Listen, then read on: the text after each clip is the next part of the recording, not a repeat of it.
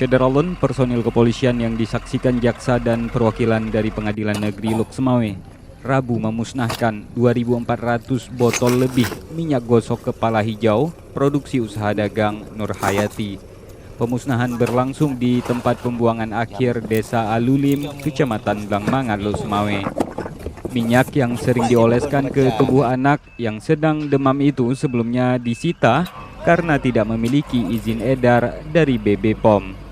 Dalam perkara ini, Syederalun, polisi juga menangkap produsen yang sekaligus pengedar berinisial S dan kini menunggu proses hukum lanjutan. Dari Lok Semawe, Saiful Bahri, Serambi On TV.